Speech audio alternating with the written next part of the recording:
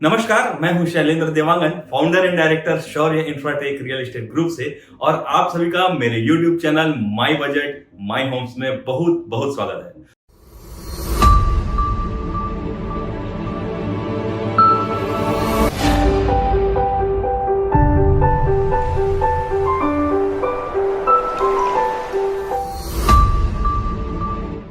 दोस्तों, पिछले 13 वर्षों से मैंने 3000 से भी अधिक लोगों को उनके बेहतर निवेश और उनके सपनों का आशियाना दिलाने में मददगार हूं। और अब आज आपको जो तरीके बताने वाला हूं कि कम बजट में आप कैसे इन्वेस्टमेंट कर सकते हैं, उसमें सबसे पहला जो तरीका है वो किसी नए प्रोजेक्ट में या प्री लॉन्चिंग प्रोजेक्ट में आपको निवेश करना चाहिए।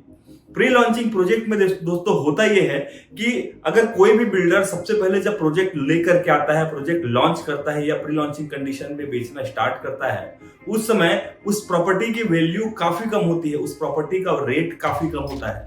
कारण यह है कि बिल्डर्स को भी, डेवलपर्स को भी वहां पर डेवलपमेंट के लिए काफी फंड्स की आवश्यकता होती है। तो वो फंड्स जो है कहीं ना कहीं 10% 20% प्रॉपर्टी को बेच करके या प्लॉट्स या हाउसेस को बेच करके वो वहां से एक फंड जनरेट करते हैं, जो कि एक टोकन या एक बुकिंग अमाउंट होता है। और वहां से बेच करके वो डेवलपमेंट का कार्य स्टार्ट करते हैं, या कहीं ना कहीं उनको जो है फंडिंग का लोडिंग बाहर से नहीं आता है, इसलिए वो प्री लॉन्चिंग में एक अच्छे बजट में, कम बजट में बेचते हैं।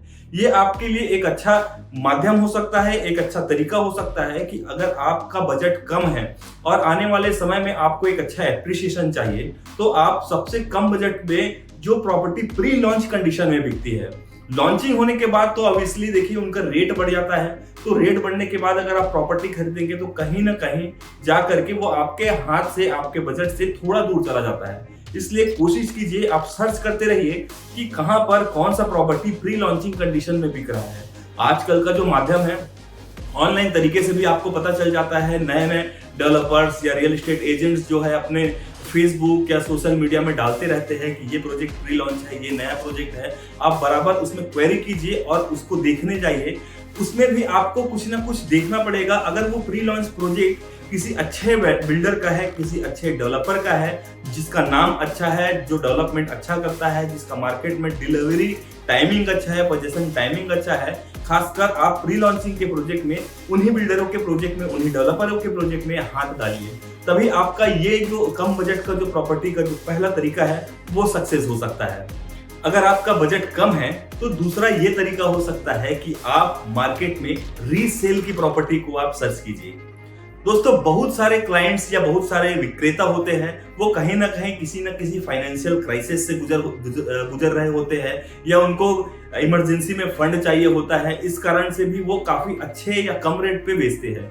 आपको पर्टिकुलर देखना पड़ेगा कि किस किस लोकेशन में कौन एजेंट के थ्रू या किसी कोई भी माध्यम के थ्रू आपके पास अगर रीसेल का प्रॉपर्टी आ रहा है, तो आप उसका मार्केट से वैल्यूएशन कीजिए कि वो प्रॉपर्टी का रीसेल वैल्यू जो दे रहा है वो सस्ता है, या जो मार्केट में जो रेट चल रहा है, कॉमन रेट चल रहा है, उसी के बराबर है।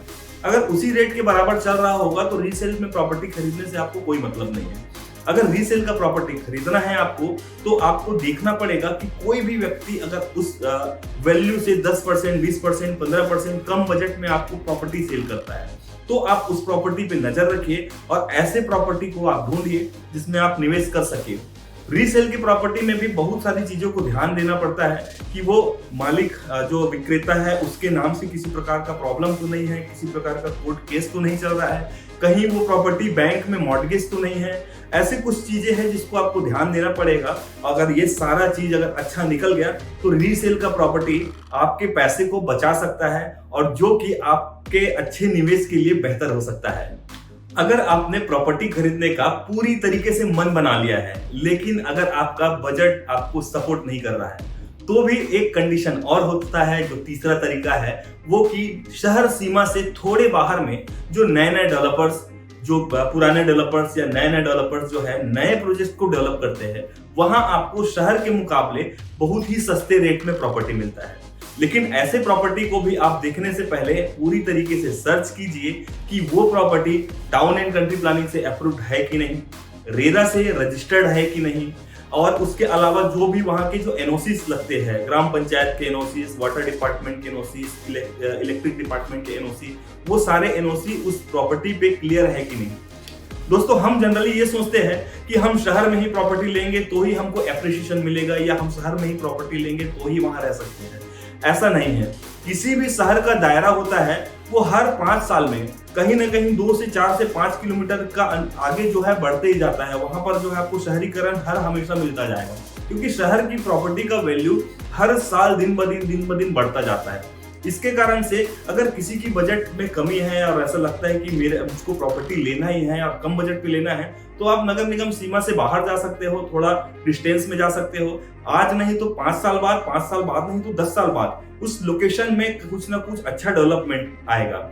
और वहां पर आप कुछ चीज सर्च कीजिए लेने से पहले कि उस लोकेशन पे गवर्नमेंट के क्या क्या प्लान्स आने वाले हैं, प्राइवेट सेक्टर में क्या क्या डेवलपमेंट होने वाला है, कौन से स्कूल कॉलेजेस आ रहे हैं, कौन सा सड़क कहां से निकल रहा है, ये आपको बेसिक जानकारी रखनी चाहिए वहां पर। और अगर आपको पूरी तरीके से सेटिस्फेक्शन हो जाता है, आप किसी रियल एस्टेट के एजेंट का मदद ले सकते हैं कि वो आपको पूरी तरीके से जानकारी दे सकते हैं, क्योंकि उनका ऑलरेडी फील्ड होता है, वो उस फील्ड में काम करते रहते हैं, उनको अच्छे से नॉलेज होता है कि किस लोकेशन पे क्या क्या डेवलपमेंट आने वाला है। तो आप ऐसे करके आप अपना जो है बजट बचा सकते हैं और आने वाले भविष्य के लिए एक बेहतर निवेश आप यहाँ से भी बना सकते हैं, जो कि नगर निगम सीमा से थोड़े ही बाहर जाकर के आप प्रॉपर्टी खरीद सकते हैं। कम बजट में प्रॉपर्टी खरीदने का चौथा और अंतिम तरीका है बैंक में नीलाम होने वाली प्रॉपर्टी के बारे में जानकारी लेना। दोस्तों, ये आपने कभी ना कभी सुना होगा ऑक्शन शब्द जो होता है। जैसे आप कार खरीदते हैं, कार अगर ईएमआई अगर आप पूरा नहीं कर पाते हैं तो कार को सीज कर लेते हैं। सेम वैसे ही प्रॉपर्टी में भी होता है। जो भी विक्रेता जो होता है, जो पहले प्रॉपर्टी खरीदता है, उसके बाद या तो उसको मॉर्टगेज में लोन ले लेता है या तो फिर वो लोन के माध्यम से ही प्रॉपर्टी खरीदता है। ऐसे कंडीशन में कई बार आर्थिक स्थिति खराब होने के कारण से जो बायर होता है वो 3 महीने तक अगर कंटिन्यू बैंक का लोन अगर पटा नहीं पाया तो बैंक उनको नोटिस भेजती है। बैंक उनको नोटिस भेजती है तो फिर उसके बाद उनको 60 डेज का टाइम मिलता है कि उनको जवाब देना होता है कि आपने यहाँ पर लोन को 90 दिनों के अंदर अंदर आपने पटाया क्यों नहीं, आपने ईएमआई क्यों नहीं भरा। अगर वो 60 दिन के अंदर भी या तो उनको जवाब नहीं देते हैं या तो वो 60 दिन के अंदर उनके बकाया लोन को या ईएमआई को क्लियर नहीं करते हैं, तो उसके बाद सिर्फ 1 महीने का आखिरी और मोहलत मिलता है उनको, उसको पूरी तरीके से बैंकिंग का जो प्रोसेस होता है, जो ऑक्शन का जो प्रोसेस होता है उसमें, मतलब जो बायर होता है, जो जिन्होंने पहले प्रॉपर्टी खरीद चुका है, उनको शुरू से 180 दिन मतलब 6 महीने का टाइम मिलता है उनको अपने ईएमआई को पूरी तरीके से वहां जमा करने का।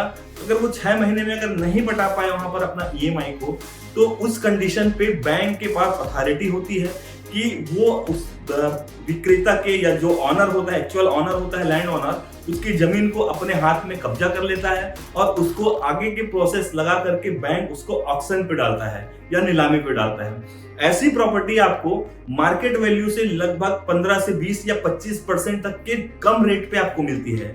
तो ये एक अच्छा ऑप्शन हो सकता है और इसके माध्यम से आप अपना काफी सारा पैसा बचा सकते हैं। लेकिन दोस्तों, एक चीज और है, ये बैंक की नीलामी वाली प्रॉपर्टी खरीदना इतना भी सामान्य या आम बात नहीं है। इसके बहुत सारे प्रोसेस होते हैं, बहुत सारे इसके फायदे होते हैं और नुकसान होते हैं, जो आपको जानना बहुत ही ज्यादा जरूरी है। इस वीडियो में तो मैं आपको इसके बारे में बहुत ज्यादा नहीं बता रहा हूँ। इसके अलावा भी जो मेरे इसी टॉपिक से रिलेटेड वीडियो बना हुआ है, आप मेरे लिंक पे जाकर के या आप मेरे चैनल पे जाकर के उस वीडियो को देख सकते हैं। आज के लिए आपको मैंने बताया कि 4 कौन से तरीके हो सकते हैं जो आपके कम बजट पर आप प्रॉपर्टी खरीद सकते हैं। तो आप इन सारे तरीके पे जाइए और आप अपनी प्रॉपर्टी को सर्च कीजिए। आज के लिए बस इतना ही। अगर आपको मेरा वीडियो अच्छा लगा हो तो प्लीज कमेंट बॉक्स में जरूर लिख करके बताइएगा और उसके साथ साथ ये भी बताइएगा कि आपको किस टॉपिक के बारे में जानकारी चाहिए। तो बहुत बहुत धन्यवाद आप सभी का। अपना real estate expert Shailendra Dewangan. Thank you so much.